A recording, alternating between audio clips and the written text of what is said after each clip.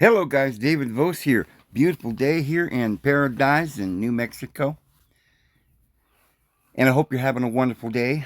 Well, I was uh, received a video someone sent me from old Cliff High.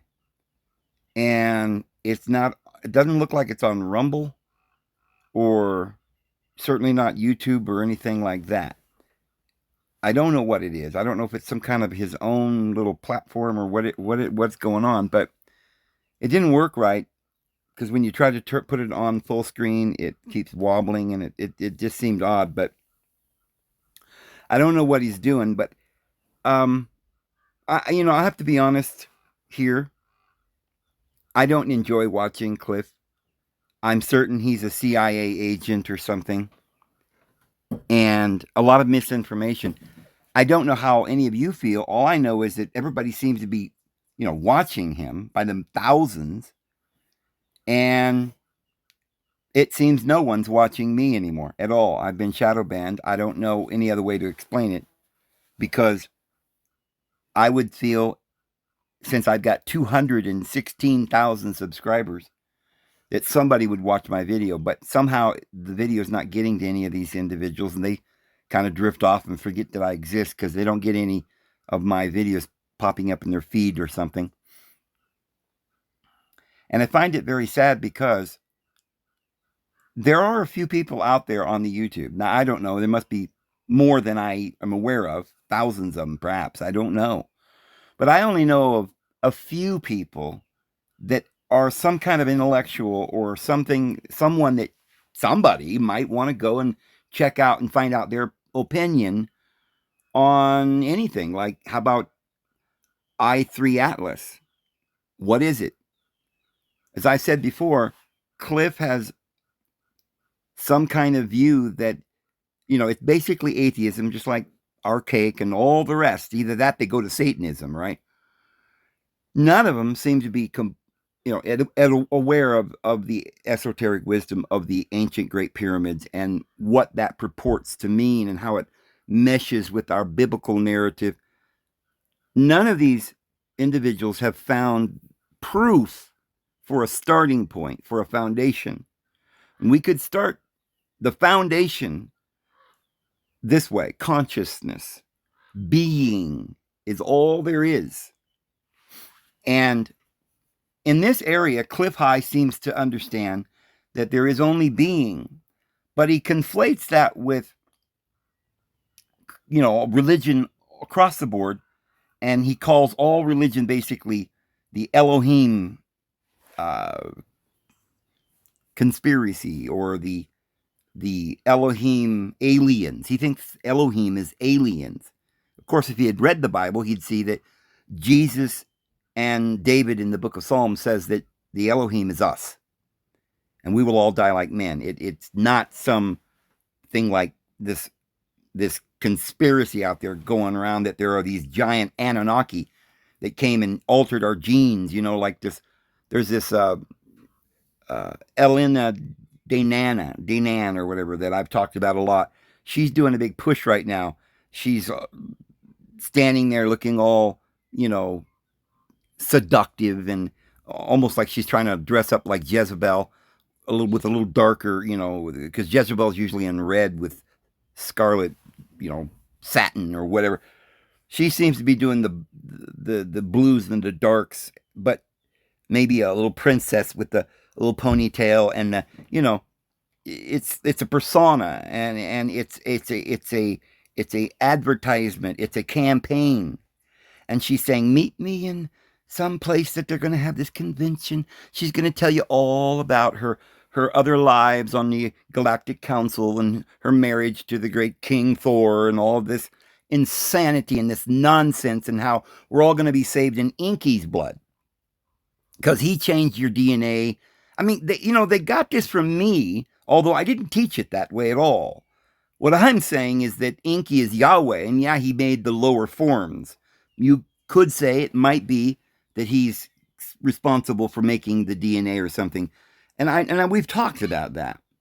So everybody, after I put that out there, everybody's all, clamoring to get, the understanding or to teach their twist on the Sumerian tablets, which we've long since stopped talking about so much because we've gone on to greater synchronicity and truths, with Greek thought and Egyptian and Babylonian, and we're putting all of it together. They have a very limited view, any of these people, but her view isn't from her scholastic studies or anything. This little twit doesn't know a darn thing.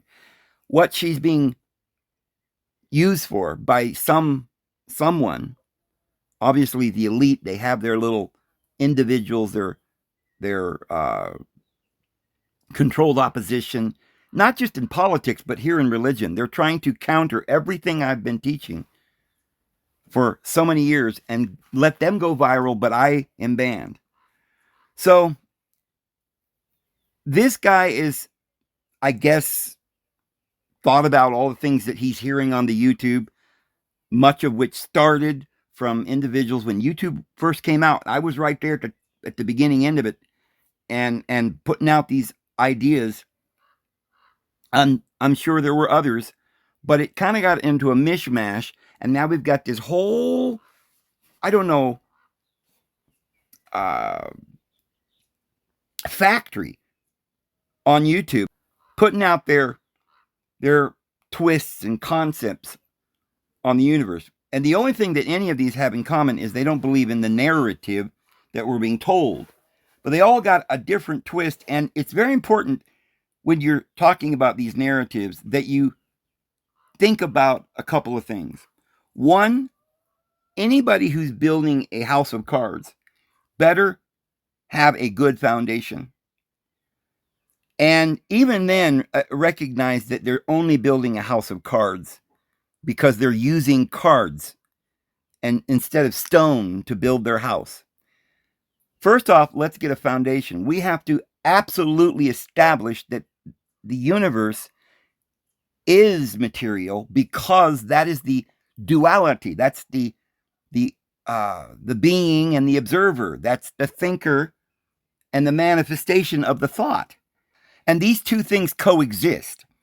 So it's ignorant people, and I have to include you, Cliff. I'm sorry, because you're not aware of this, that this thing that you're calling a delusion, which I also call a delusion, we're not on the same page with that, and you're off the mark, because while I'm saying that the material things are a delusion, only because the source of material things is mind. However, we always talk on this channel very clearly about how the mind must have manifestation. Mind, body, and soul. That is the trinity of the universe. And in actuality, it's really the same doctrine as the Trinity, Father, Mother, and Son. And in a sense, it is a parable because, let's face it, there might be a lot we could know about the universe, and consolidating all of this knowledge down to a simple doctrine is not something from some ignorant atheist to do. But it was something that was done before the flood by certain patriarchs that the Egyptians and others called gods or deities or whatever, giants or whatever they may have been understood as in these parables about history hundreds of thousands of years ago, perhaps. But the idea then that the universe is just one single mind without manifestation is the ridiculousness of it. It's a little bit like there being an eternal father all alone without a wife. Well, then how did he bring forth a child? Well, somehow or another, Barbella, according to the Gnostics, split herself in half and became male and female, and then she was able to make the universe. The point being that, yes, in one sense, there is the whole. But remember, Barbella wasn't really considered female other than the fact that you had to speak of her, it, or him some way. And they gave her male-female qualities because she was the whole. And when she was split in half, it's a little bit like Baphomet with the male-female parts. It represents the four fixed Well, in this case, Baphomet doesn't represent the four fixed signs of the zodiac, but it represents four of the corners, four separate corners of the astrological wheel, with the face being the goat in Capricorn, simply because the occult wants to accentuate the darkness and Satan and the bottom of the wheel and the darkness, which is ruled over by Saturn, and they want to go back into this darkness rather than the night is far spent, the day is at hand, and that Christ is coming as the dawn, and it will shine from the east all the way into the west, the day, and our Heavenly Father is day, dia. Their father is set, Saturn, the setting of the sun, the darkness. So the esoteric wisdom is so beneficial, it is essential to understand, or you cannot understand anything, because the ones who understood it originally, that are aware of some of this that's going on around us, the angels of heaven, or whatever you want to say, they wrote it in stone. It's the truth. It's actual fact from people that really know, that aren't in this delusion and using only their conscious mind, which is like 0.001 of your potential. So I don't rely entirely on my logic and my understanding and my wisdom to understand anything.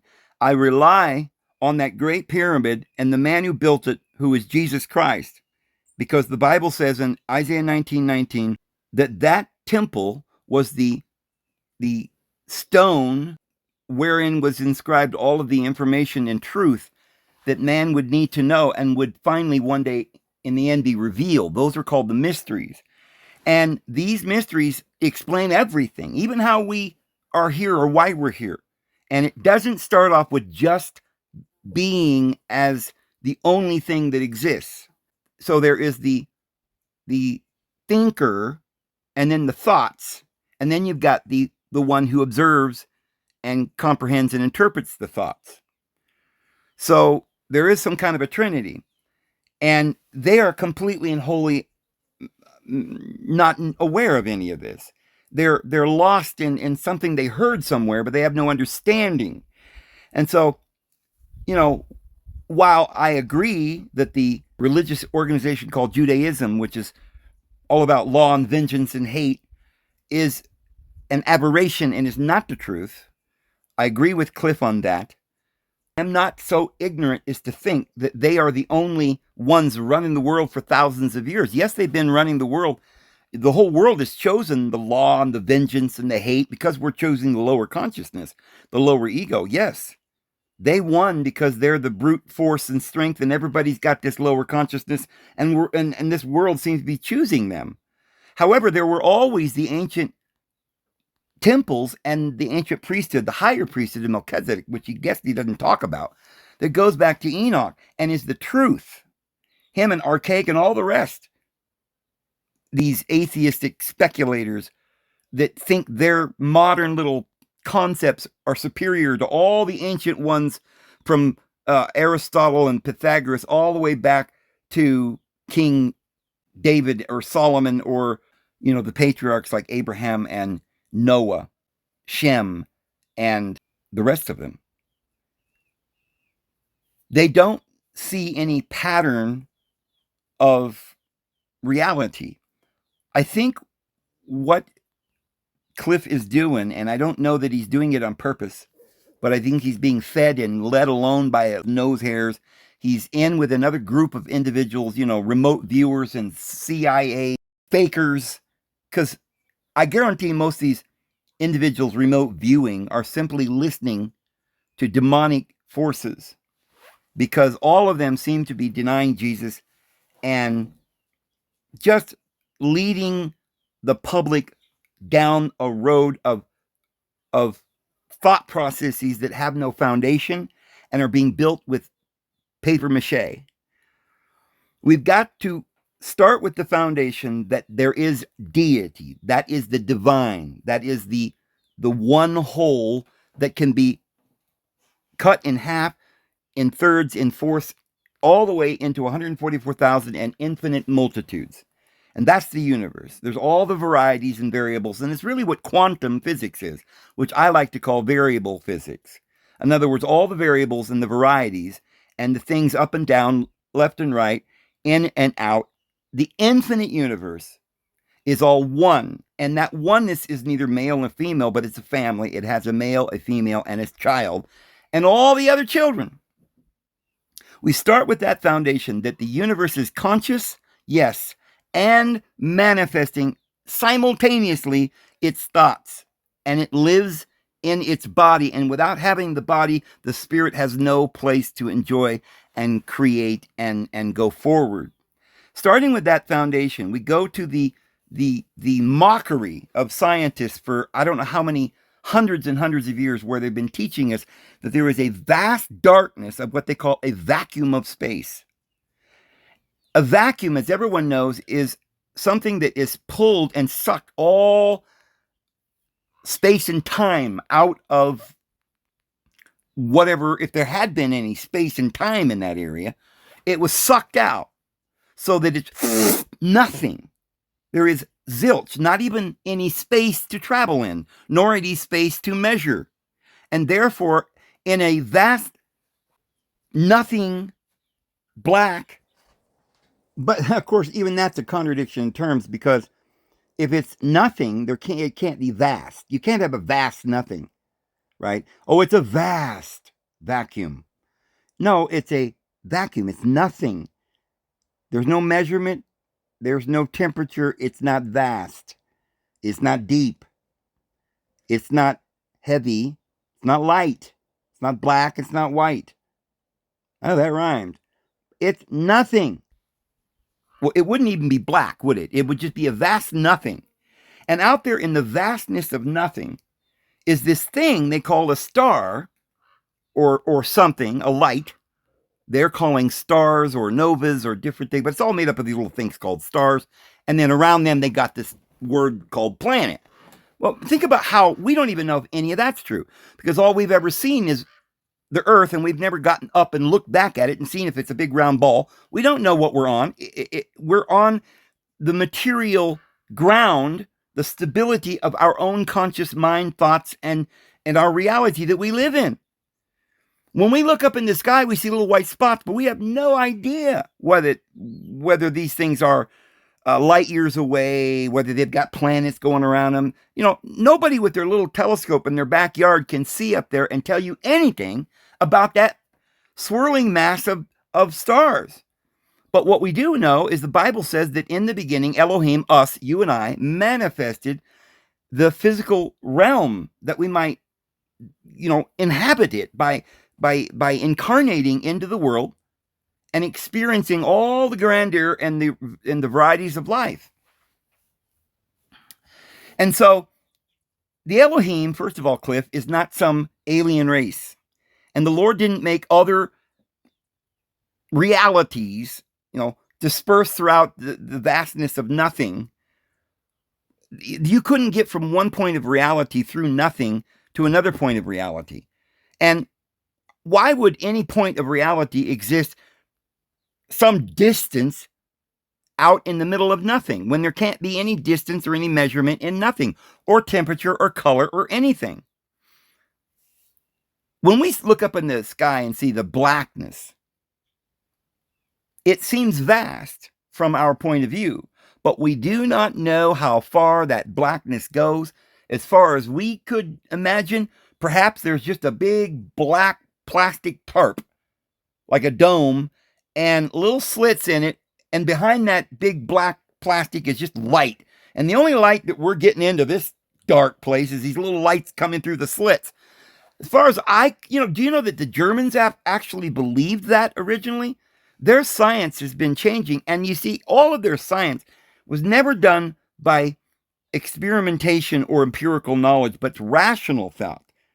This got started in the Wilhelm Institute in the Bavarian Illuminati. These were the elite that were taking these courses and running it, like Einstein, the director of the Wilhelm Institute, and all the other idiots that came out of there, like Darwin and Freud and Marx and Nietzsche and Hegel and all the atheists that you can even think of, and you could put them all on a head of a pin, and they would amount to nothing compared to the truth that is in the scriptures.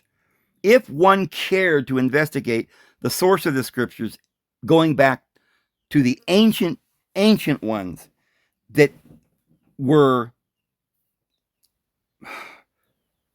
our ancestors, that are our brothers and sisters, going back to the ancient ones where Enoch lived, the seventh in line from Adam.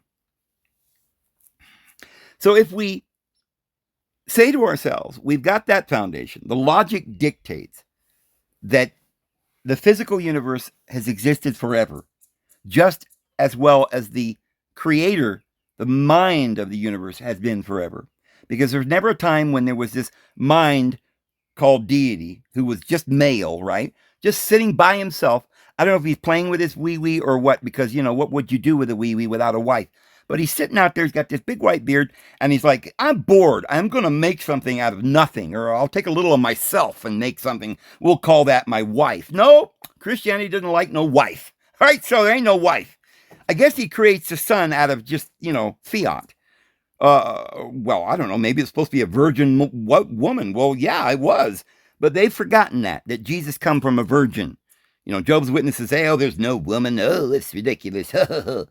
Well, obviously, it takes a man and a woman to have a child. And this principle goes throughout the universe. And it also takes the thinker and the thoughts to make a universe. The manifestation and the manifester. That is a foundation that we're going to build on. Now, we're going to take these cards and throw them in the fire, because they'll just burn right up. They ain't worth a toot. And we're going to take some stones, but we're going to take living stones, and we're going to build a house in order to inhabit by spirit. We're going to read the Bible, and we're going to understand that the Elohim is us. We are the ones who fell. We are the ones worshiping the lower ego. And it is our elder brother, Jesus, who was sent here to give us this truth, tell us that our Heavenly Father and our Divine Mother are love, and that we need to love one another and stop worshiping this delusion. Now, here's the delusion, not the physical universe, not our thoughts. They're not, they can be delusions, right? But if we want to, we can manifest something that's permanent, that we could live there forever if we wanted to. But our thoughts themselves are permanent, in the sense that we'll always be thinking and manifesting. But yes, there is delusions where we think of pain and evil and sickness and death. That's the delusion, because we're the creators, and we have to overcome this doubt and this fear. Then we build on top of this carefully chosen stones like love and truth and reality and goodness. And we understand also wisdom and understanding, which means we have to follow our fathers who had white beards because they were wise. Now, not that we accept it wholly without any proof, but if you go back through the priesthoods and back to those who wrote it and look at the emerald tablets and just totally disregard all of that, which was written by Thoth, which is written by Enoch, which is written by Jesus, then you're a fool, Cliff. You're a fool, and you know nothing about history, you know nothing about science, and you know nothing about what you're saying. Because Cliff High is trying to say that the universe is consciousness and there is no reality to the physical. And the Elohim that taught you everything that's in the temples and religion and the divinity and all of this is an aberration, a lie that we're all laboring under. You see how he must have gotten that partly from what I've been saying somehow or another. I don't know, went through the grapevine somewhere, and he got a little vine sprouting over on his side of the wall, and he tapped that sucker and made some wine with it, and he's drinking it. But by the time it got to him, he's complete, because he doesn't understand, because he didn't follow the chain of knowledge that led to that grape. He's sucking on a sour grape, and he doesn't even know it. And you sourpusses are all out there listening to these quacks. I am so sad that this many people are being hoodwinked by this science of this eternal vastness of nothing. And beyond this vastness of nothing, they claim billions of years ago, there was some little speck of dust that formed that flung out through the universe and been traveling for billions of years and it's finally here in our galaxy, but now it's inhabited by aliens and it's it's living and it's probably aliens that exist in another reality outside of our reality in a vastness of nothing. And this all makes complete sense. Now, after having said that, let me share with you something, a chain of thoughts and questions and answers that will lead you to the absolute truth. And hopefully we'll get back to Cliff and maybe he'll forgive me for calling him an idiot. I'm sorry, Cliff, but I think you're in error. And now I think you might be a paid illusionist for the government, for the CIA. But listen, prove me wrong, Cliff. I'll be cordial if you want to have a debate with me, and we'll talk about these things. And I won't call you names or anything like that. This is just theater here, and I've got to make this sound great. But yeah, the truth is I don't think you're correct, Cliff, at all, and I would like to have an opportunity to debate that with you. I don't believe you'll take that up because I think that you are not supposed to debate with me because everyone knows in the world of AI, the government is shadow banning me. They know that what I'm saying is the truth. And I don't think they want you to be exposed. That's what I think, but prove me wrong. And if I'm wrong, then you will call me or text me and we'll set up a time and we'll get on together and debate this. But let me show you, I'm gonna play all my cards before we debate, which I doubt we'll ever debate anyway. And by the time you see all of this, Cliff, I'm sure that you will hide somewhere in a dark corner and never text me. Because this is what I asked AI. I said, what do we know about I3 Atlas origin? I'm trying to lure them into a lie here.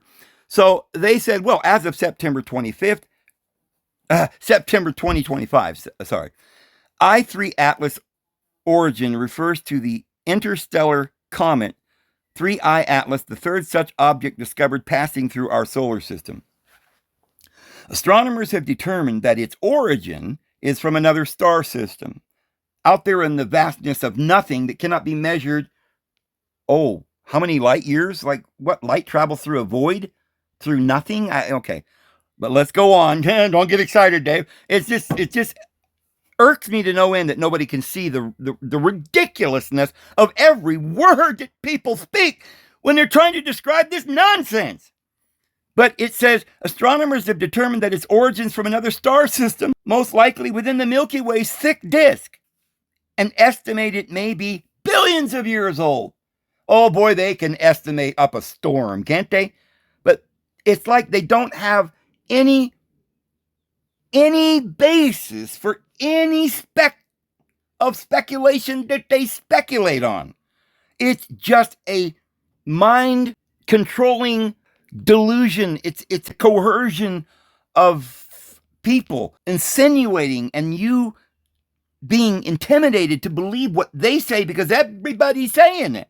Even if a scientist that was, Mr. Einstein himself walked straight up to you and said, you don't exist, Jesus didn't exist, and the Bible's poppycock, and I just wrote a 7-page treatise with a formula called E equals EM squared. Now, that is the meaning of the universe, my son. I would say, well, can you explain it? Oh, of course not, because you're too stupid to understand it, Dave. Why, I'm much more smart than you. And of course, all is relative, and, the stars are whirling out there, and of course, they're whirling for reasons that you can't understand, and we're not going to explain. And the vastness of space proves that there is just a vast nothing, and there is no purpose, and Jesus isn't coming, so get used to it. Bye-bye. We're taking over your universe, and we're creating a one-world government where you'll never get out, buddy. And I'd be like, guess what?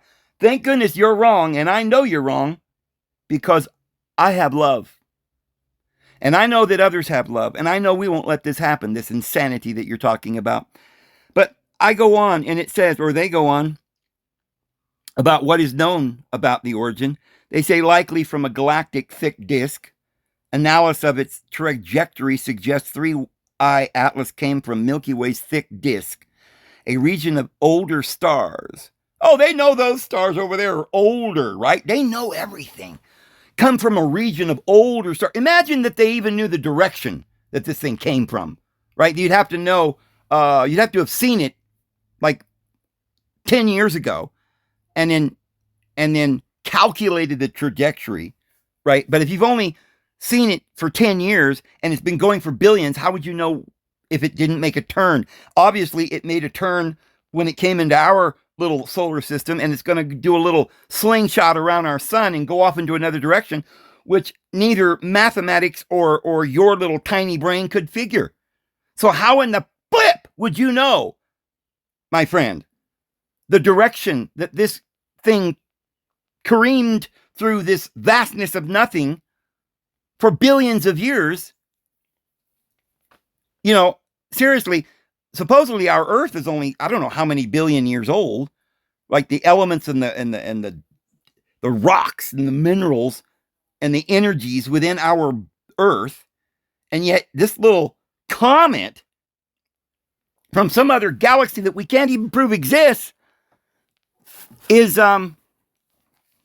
excuse me, is it's laughable that you think that there's a slightest bit of legitimacy to the concept that you could track it for billions of years when it's going this way and that way. And according to your theories, it's all time and chance. You know, just simply accidents.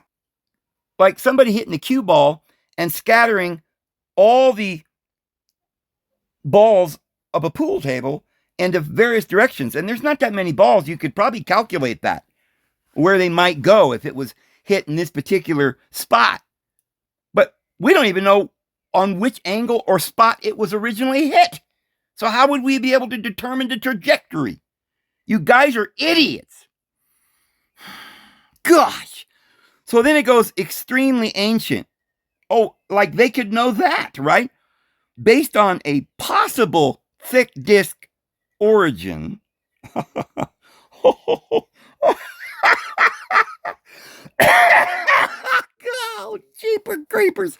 Statistically, models suggest, oh, they've been doing these models for how long? Well, how long have we been tracking this thing? What, 2 or 3 months? And now they've been doing all these models and they know all this information? Did they have this all planned, this conspiracy? So it says the models, based on an origin that we're not sure it's true, says it's likely the oldest comet ever seen. Well, it's likely based on our, concept of reality that's based on just speculation and with the known factors that would disprove it before we even speak it out of our mouth. We're going to claim that it's probably old. How old there, young man? Well, it's the oldest we've ever seen. Oh, okay. How old are you, buddy? Oh, I'm like some scientist, 50, 55 years old. Boy, I bet you've seen a lot, huh? Oh, yeah. I remember some of my ancestors talking about this, right? Who was that? Pythagoras? Oh, well, guess what? He believed in deity. He believed in Enoch or Thoth. Newton studied the emerald tablets and translated them, for the heaven's sake. But anyway, it goes down to say more than 7 billion years old, significantly older than our own solar system. Well, they would know that, wouldn't they? Now, and I always say it's kind of like if you're in a forest, and the forest, let's say, unbeknownst to you, is 100 miles long and 100 miles wide, and you're right dab in the middle, and you can see clearly next to you several trees. You can look at the leaves, examine the bark. You can look at the grass, the bugs, the animals in that little spot. Then I come to you and I tell you that I want you to tell me the number of trees in this 100 mile by 100 mile forest. I want you to tell me the kinds of trees, the texture of the bark, the nature of their growth, their ages, the elements they're made out of, the gases that may be emanating from their leaves or bark, or their chemicalizations, or their pitch, the composition of everything, the grass, the bugs, the animals. I want to know everything about this 100 miles square. But you're not allowed to leave that spot where you're at. And, I can give you a telescope, but how would you see through the trees to see the other side of the forest?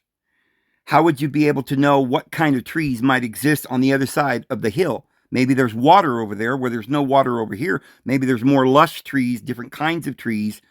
How is it that you could speculate so clearly and so confidently that you could tell me the habitat growing under a tree on the other side of the forest, how many saplings are growing up from it, how they grow, whether or not there's ants or bugs or varmints in that area, or what kind of aliens might exist over there. It's absolutely insane to say that we're on a little solar system, a little speck of dust, and these scientists with their little telescopes shooting out from Earth that we have no idea how any of these telescopes work other than, normal telescopes that people use every day. But their claims, and then they just give us CGI pictures. It's all fake. And the fact that they claim it's a vacuum of space is proof positive that there's nothing out there, anything like they're telling us, because if anything existed in a vacuum of nothing, that would be a contradiction in terms so great that even a child would understand it. Children would understand that we're being fooled, but children are also believers. They're believers in their mommies and daddies, and they do whatever and think whatever their mommies and daddies tell them in their culture. So this is the problem. But it says the parent star is unknown. The comet has been traveling through interstellar space for millions or even billions of years. The composition suggests formation location. Observations by the James Webb Space Telescope show the comet is unusually rich in carbon dioxide, ice. Okay. How would they know that with a telescope? How would they know that? We've caught them in several lies now. They could not know the trajectory. They don't know its origin. They're lying. They cannot tell you how big it is. I guarantee it. You can't do it with geometry. There's nothing to base your geometry on or your calculus. And they cannot determine that the cloud around this object, they can't, first of all, even know that it is a cloud. They don't know that it is dust. It could be gas. It could be cellophane, and maybe they're aliens and they're using cellophane, or we have no clue. They're lying. This suggests it formed in the outer regions of a distant planetary system. Oh, well, that's what that suggests, right? Well, you're going off a lot of suggestions based on a lot of error. Far from its parent star, where temperatures were cold enough for carbon dioxide to freeze. So in other words, they just know that it's frozen. How would you know that? Oh, they got a little tin can filled with rocket fuel. They went buzzing out there real fast. They took a little thermometer with them and they said, oh, it's cold over here. No, they didn't. Well, they pointed a telescope at it, and it's some kind of magic telescope that tells them the composition of the dust and the temperature. Friends, I hope that the people who are listening to me are conscious, sane, and rational individuals. Because if you're not, you're going to believe everything this thing is telling you, and you're going to think I'm the liar. But if you have one sense of sensibility and common sense, you will know that this is all lies. And this is propaganda. And this is AI that I'm reading. And those individuals like Cliff High, who's already admitted he's in a group of individuals, they know each other, they're working, all of them are working for the government. They're propagandists, they're controlled opposition, and they're liars. And you guys got to start understanding that you cannot listen to these people anymore. Don't even watch them. Turn it off. They are liars. That old man actually made me sick listening to him anyway. He's sitting there slurping on his coffee. It makes me like I don't even like listening to somebody that's just in my ear while I'm trying to listen to their supposed, wisdom. But anyway, I'm sorry. I guess I just kiboshed the debate because I don't suppose he likes me anymore from the things that I'm saying about him. But you know what? I don't think we even need a debate. I think I've already debated him right here, and we're going to continue on. Let's go. It says NASA funded Atlas Survey Telescope in Chile first reported the interstellar comet on July 1st, 2025. It is the third interstellar object discovered following the Oumuamua and the Borisov in 2019. The composition, it says it's an active comet with a solid, icy nucleus and a bright cloud of gas and dust known as a coma. It is rich in carbon dioxide, ice, and also contains water, ice, water vapor, and carbon monoxide. High velocity. The comet is on a hyperbolic trajectory, meaning it is moving too fast to be bound by the sun's gravity and will exit the solar system permanently. Passage through the solar system. September 2025, currently 3I Atlas is observable in the evening sky through telescopes as it brightens. October 25th, it will pass close to Mars and reach its closest point to the sun, or perihelion. It will then be unobservable from Earth as it passes behind the sun. December 25th, this comet will become visible again before sunrise as it moves away from the sun. No threat to Earth, as its closest 3I Atlas will remain far from our planet, so it poses no danger.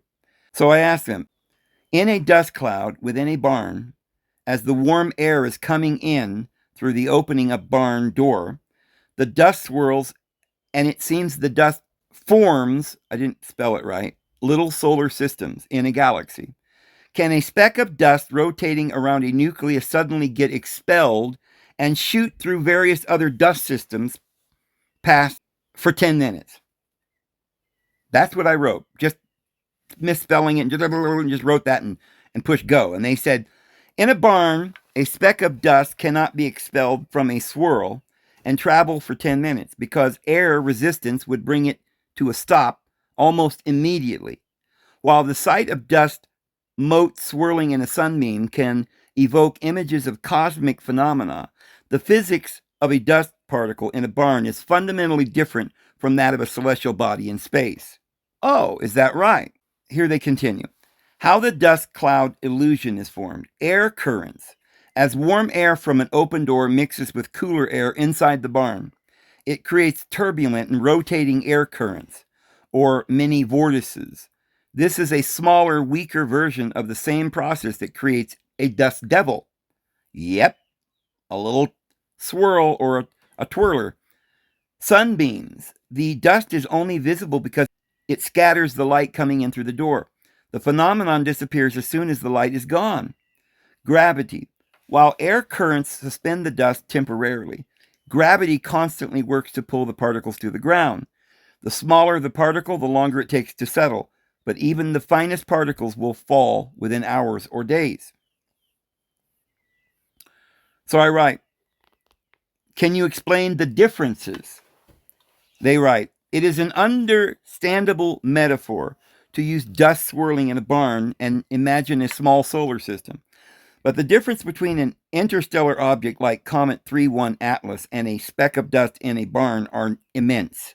They are governed by different physical forces, travel at different speeds, are vastly different in size, and have completely different origins and lifespans. And then they write in summary, the image of dust swirling in the air is a visual trick, not a functional miniature galaxy. An interstellar comet is a real city-sized object. By the way, let me point something out here before I go on.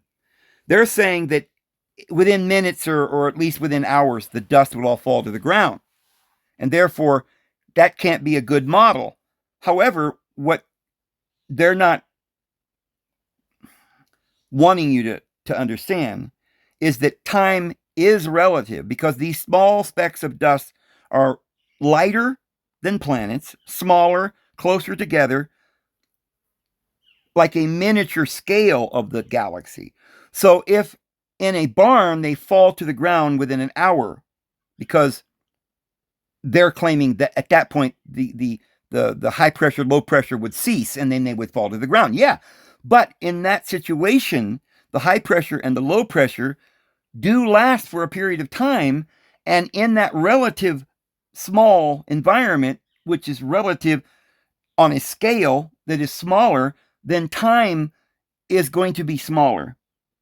If you're talking about the kind of heat and cold that must be spinning the universe, it would take millions of billions of years for it to fall to the proverbial ground, but it's still on scale the exact same thing. And they're not getting into that with me. They won't get into that debate with me because AI would lose that. They keep talking to me like I'm an ignorant soul, and I'll just accept whatever they're saying and go, oh, it's so different because they're smaller pieces and it's not, it's the wind and they'll fall to the ground, so therefore it can't be. No, it is exactly the same scale and comparable analogy. In fact, the same forces, the high pressure and low pressure, the duality, the negative and the positive that they talk about in the planets that have these polar forces and charges, this magnetism, it is the same force that is throughout the universe. Up and down, left and right, male and female, negative and positive. The same forces that are in that barn are the same, and it causes it to swirl and spin and everything. It's the same forces that's in the sky. And as they will admit, a dust particle cannot careen through the other dust particles like willy-nilly. Like there might be a certain dust particles that are swirling around each other in like little vortices. This is something that nature does. Like you have a hurricane which throws out tornadoes. Like this huge hurricane, on the peripheral, it's spinning out tornadoes. And on the peripheral of the tornado, you've got little twisters. And on the peripheral of the twisters, you've got, low pressure, high pressure systems of rain and snow and all of this. But it's all based on the same principle of the dust swirling in the barn, the high pressure, the low pressure, and the swirlings mean that each of those specks of dust are caught in a vortice and they cannot careen through the dust field willy-nilly, going through other little systems of dust vortices and not becoming part or get swept up in that vortice. Once a dust particle gets anywhere near a nucleus of other dust particles going in a vortice, it will not come out of there. I guarantee it. It will become part of it. And it will never be ejected from any nucleus of particles that it's spinning in until the whole thing falls flat on the proverbial ground. Period. And they are idiots if they think anything otherwise. And so it says, an interstellar comet is a real city-sized object moving on a cosmic trajectory, while a speck of barn dust is a microscopic particle. But it's so telling that they can't see the same principles that are involved. So I go on and say, but doesn't the dust specks compare to planets in density and weight on a smaller scale? Exactly. Since in both cases it is caused by a high pressure and a low pressure, causing vortices or solar system-like swirls. Isn't it the same Newtonian science, speed, velocity, gravity, etc.? How could a comet do what a speck of dust cannot? And they say, your intuition about high and low pressure creating vortices is correct, but applying it to both a barn and the solar system is where the analogy breaks down. While both systems feature swirling matter, they are governed by fundamentally different types of physics and forces. The exactly part of your question, doesn't this sound like it's been written by some man who's got a little sarcasm in his voice? This AI is something else. I think it's a bunch of people in cubicles sitting around typing real fast in India or something. But anyway, it says, the exact part of your question is where the error lies. The forces governing a comet and a dust speck are so disparate that the two systems are not comparable, even on a smaller scale. Not all swirling is the same. The key difference between the dust cloud in a barn and the formation of a solar system is the source of the swirling motion. The crucial role of scale and density. The idea that a dust speck compares to a planet in density and weight on a smaller scale is incorrect because it ignores how forces behave at different scales. Weight versus mass. Your question uses weight and mass interchangeably, but the two are different. A planet's mass creates a powerful gravitational field, making it heavy. Isn't that what a dust particle is? Why does a dust particle cling together? The same reason why our planet clings together in your so-called theory of a globe. And the fact that it's vorticing and swirling around and it's caused by a high pressure and a low pressure seems very evident that it's the exactly same thing going on in the universe. A negative and a positive, creating the spin and vortices of planets and solar systems and galaxies. If indeed there are such things, it would be based on these principles, and I believe they've invented the universe on that large scale based on the principles of the dust in the barn. I think Plato and Aristotle and Newton understood the dust particle swirling in a barn better than AI understands it's not even AI, but some guy sitting in a cubicle trying to pull it off. I can win this guy every time in a debate because they're idiots and they're simply reading the data information in their database, which is all in error. So it says, a planet's mass creates a powerful gravitational field, making it heavy. So does dust. That's why dust clings together and other dust particles like little planets are going around it. A dust speck has a very small mass, duh, but it's also very small distances between dust particles. You see, while it has weight because of Earth's gravity, its own self-gravitation is effectively zero. Well, so is the star's gravitation. The Earth, we don't feel any pull on the Earth because, or we don't notice that Earth is traveling at 66,000 miles an hour. Why? Because we're like on a train, we've gotten adjusted to the speed and we don't notice it. So it is relative in that sense. And if that little speck of dust was much bigger, say the size of a planet, then the distances between the dust particles would be comparable to the distances between planets. And the circling and the vortices seem to be in exact correlation. So it says, it exerts no gravitational pull on other dust specks. Well, then what's causing it to swirl? The vortice. And you think that there's a magical thing called gravitation that's pulling things to the Earth, but the truth is there is a high pressure, a low pressure, a positive and a negative, creating a vortice or a torus field that is causing everything going on in the solar system. Exactly the same as it is in the barn. So it says density is not enough. Even if a dust speck and a planet had the same average density, which they don't, planets are dense, while dust is porous and lightweight. You see, I'm going to catch them in another lie, because in some parts of the galaxy, there are dust fields, particles of all varying sizes and densities and weights, according to them. Okay, they're just talking about stars and planets specifically, and maybe they think that stars, because their science says that a star is nuclear fusion and it's made out of uranium, which is very heavy, and plutonium and explosions. And so they think that the sun is very dense. But guess what? They haven't proved it. The star may just be a big ball of fire and weigh nothing at all.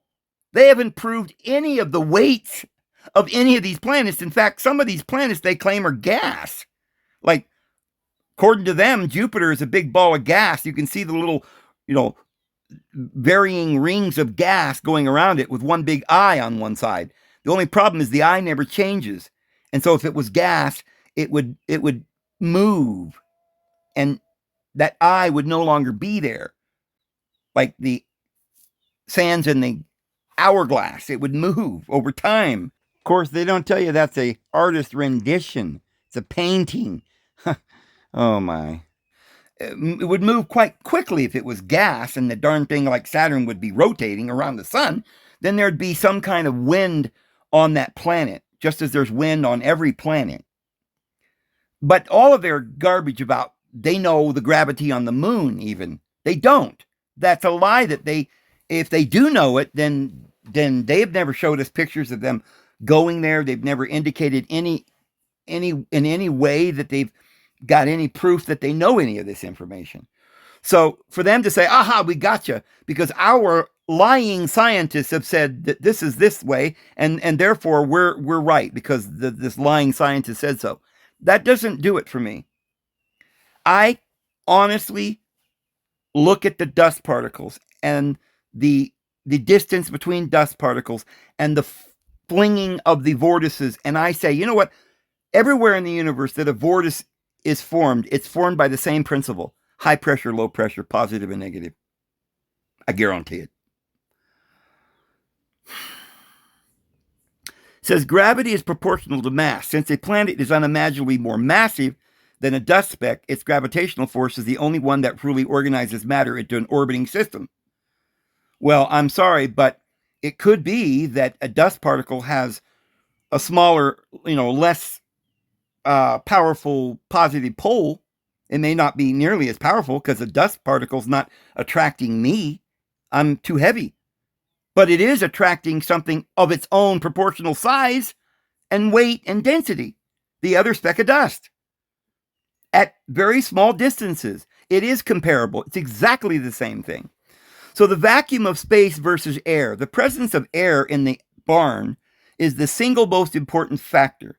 The barn, the air provides constant drag. Okay, what they're going to say is there's air in the barn, but there is no air in the vacuum of space. Okay, you just did it. You just proved my point, you stupid AI. You are now claiming to all the world, oh no, just to the 1,000 or two that are going to watch this, but you have proven to all of my subscribers that you're full of crap. Because if you're going to tell me there is no air in space, there is no molecules, there is no minerals, there is no elements, there is no temperature. It's a vacuum of space.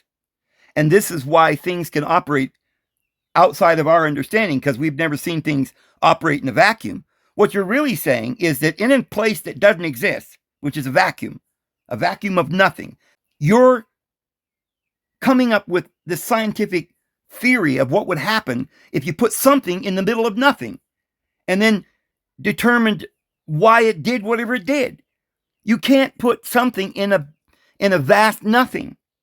You couldn't measure the vastness of the nothing, and therefore you would have no clue how far this comet has traveled through nothing. You couldn't measure anything in nothing. I hope you understand what I'm saying, folks, because this is so simple. I'm surprised that there hasn't been some intelligent scientist somewhere in the past that could have figured this out. But not one. Not one. At this point, I am ready to declare, not because I feel special or anything, because I ain't never felt special in my life, but somehow, by some means, I have come to the knowledge of this truth that is not just a truth or an idea or a theory, but it's almost like I am Jim Carrey in The Truman Show. And I have figured out that the entire system is a big lie, a big hoax. And I am the first one, I guess, in history for the last 2,000 years that has figured out all of the cracks in the system and the little thread that I'm about to yank on that's going to pull the whole curtain down, because it seems like not one soul in the last 2,000 years has been able to get their mind to understand that everything we're being told and everything we're doing is a big lie. It's like everyone was just a little mouse in a maze, and not one mouse has ever figured out the way out. But we're doing it right here today. This is the awakening right here. Because no matter what other kind of awakening there may be, which here's a whole lot more, we're talking about love and forgiveness and all the wonderful things we're talking about, our Divine Mother. But this is it, to figure out that we're literally in a contrived society or a mesmeristic hypnotic trance, the entire world believing in nonsensical delusions.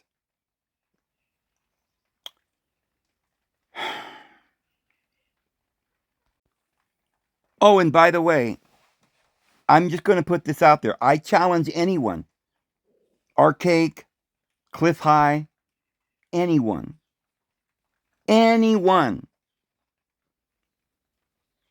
please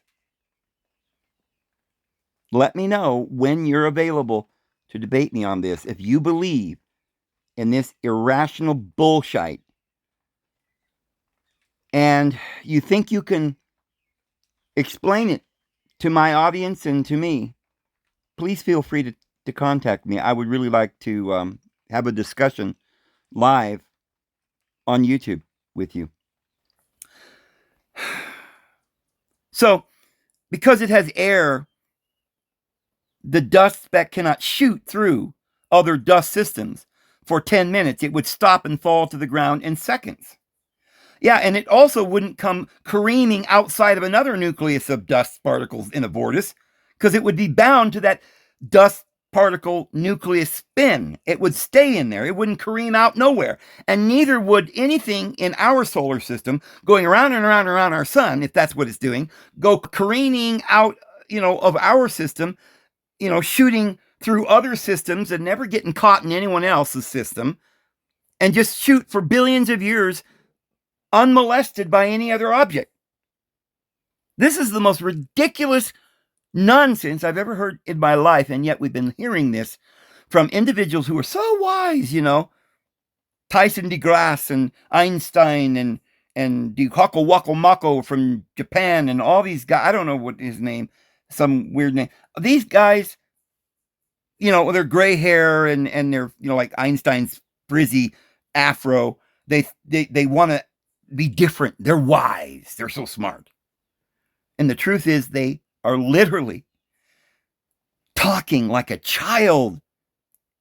If anyone had the capacity or the brain capacity to just stop and listen to what any of these people are saying, that everything started from the Big Bang. What happened before that? Oh, I guess it was just nothing. And in the middle of nothing, a Big Bang occurred. And this Big Bang just created all of life. They're so stupid, it's mind-numbing. So then they say in space, the vacuum of space allows a comet to travel billions of years. The vacuum of space, where there is nothing, no time because there is no space.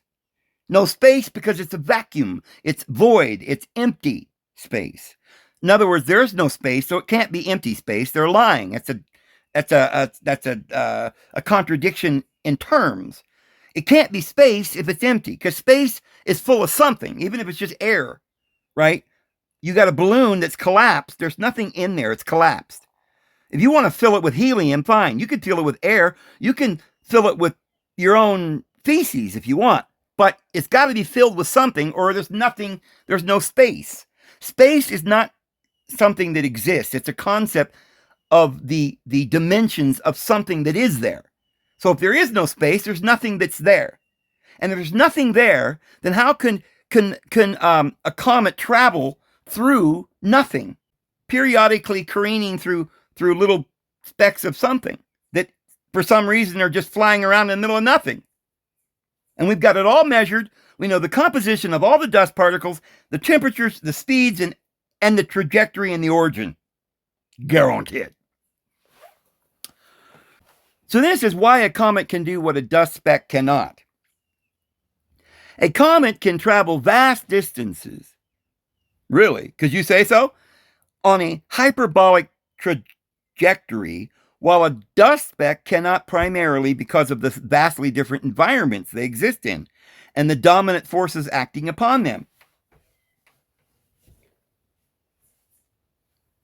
Sorry, I'm just so disgusted with these liars and with the people of the world that have believed it. The childish little children that got together at the Wilhelm Institute in the Bavarian Illuminati headquarters is the most diabolical evil I've ever seen perpetrated since the beginning of time. And I really sometimes just have to stop for a second and just catch my breath because I'm so saddened that they banned my channel in a shadow ban so deep that almost no one in the world even knows the truths that we're tackling here. So they say a dust speck is a microcosmic particle of matter floating in the air, a fluid that creates tremendous drag on it, causing its motion to cease almost immediately. Well, imagine if you were traveling through nothing.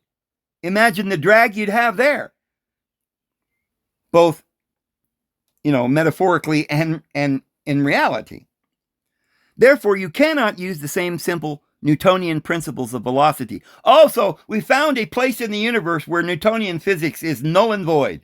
And where is that, Dave? In the place that we call nothing, that we're going to pretend is there. Oh, I get it. So what you're saying is that science today is a model based on philosophy. They have never proven a single word of it.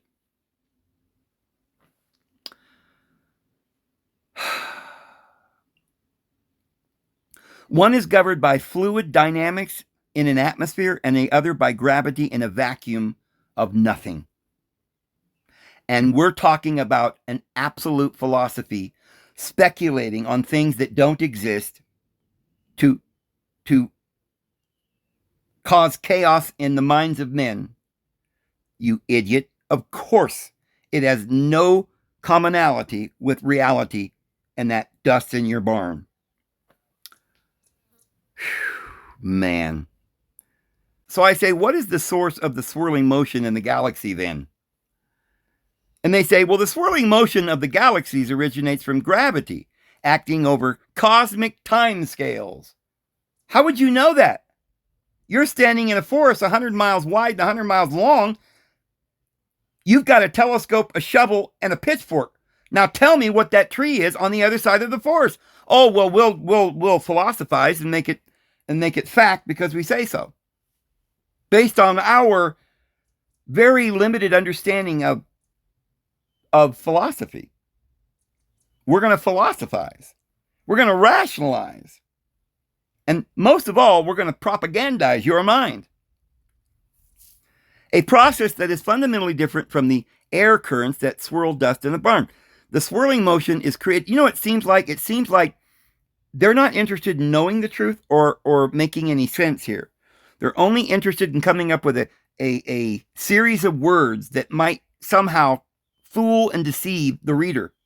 That's all that this is. This paragraph that you're reading is not based on math. It's not based on logic or science. It is their ramblings, irrational ramblings, that is propaganda and delusion and partly intimidation, if you notice the sarcasm in their words coming from this amazing AI, which is actually, somehow empowered by Satan. So I don't know if I believe Satan, would you? And it says, the swirling motion is created and sustained by the conservation of angular momentum as vast clouds of gas and dust collapse under their own gravity. Well, you said that after a few hours, the dust particles, if the barn door was shut so that the heat wasn't continually coming in there and, causing this rotation for longer periods, but if you shut the door, all these dust particles will eventually just fall to the ground. Well, isn't that a little bit like collapsing on their own gravity? It's so completely amazing. And then they show us a picture of some galaxies to give us a visual. Friends, have you ever seen that in the sky when you looked up? I haven't. Do you know that that's CGI? Do you know that's an entire lie? And do you know that they're basing every conclusion on a false supposition and a lie that they created and showed us pictures of their lie in CGI? Do you know this whole theory where they do the double slit theory? But they want to say that they did this experiment. Now, I want to tell you something. I want you to think about this. How many billions of years would it take you, whoever just popped in and watching this video? I'm asking you, how many billion years would it take you to figure out how to shoot a light beam through 2 slots in a wall?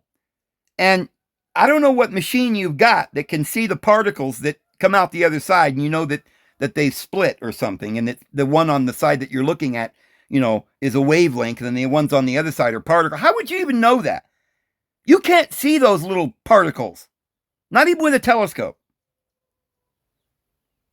You can't see the planets that they claim they can see around stars that are light years away. And then they claim there's water on that planet. And they say, well, of course you can't see it with your natural eye, but we've got this special equipment, And then they give you some CGI picture to prove everything they're saying. Oh, yeah, we went to the moon. See this Hollywood production? Right? They're lying. They're lying so much. And the whole world. Actually, this proves my whole point, because it's the same principle working here. We've got a low pressure, a high pressure in our mind. The low pressure is your ability to understand the truth. Your high pressure is their nonsense and all the intimidation from your friends and family and your religion and your culture that's intimidating you or mesmerizing you or hypnotizing you into thinking that everything you're hearing is true. And this comes around and swirls and creates the delusion around your mind. Here's a breakdown. Tidal torques. Source, they're going to use some big words so that maybe they throw us off that way. Source of initial spin. Early in the universe, of course they know all this information, what happened early in the universe. Matter was not perfectly uniform. Oh, wow. They're so smart. They knew that, huh? That matter wasn't uniform. I'll tell you what, if there was ever a time that matter didn't exist just the way it does now, then that means the universe had a beginning and it will have an end. And you and I are nothing. And you're literally just an accident, not waiting to happen, that already happened. You're just waiting for it to just, dissipate and fall and collapse on its own gravity. Right? And there's no point that we would even be sitting here speculating about any of this, because we're all just nothing. And how would nothing even manifest itself into something?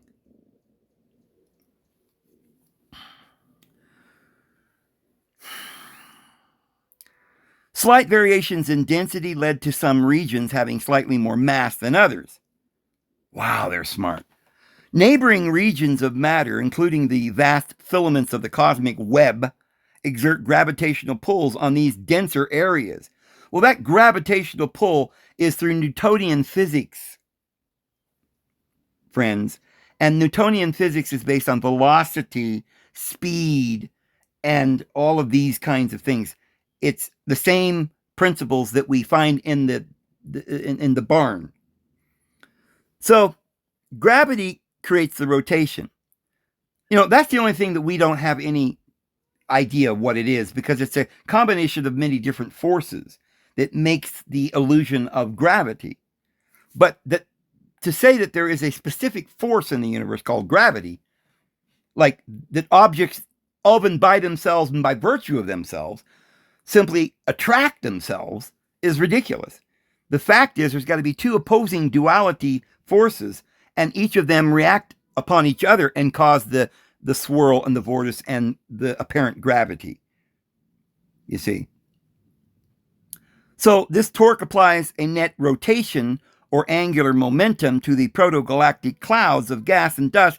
This is the seed of a galaxy's spin, and we know this because we got a tin can, we fueled it with rocket fuel, we shot it off, it went through the ionosphere and went zillions of light years away at the speed of sound, which would be impossible because, to go the speed of light, right, would only take you like not even to the first star.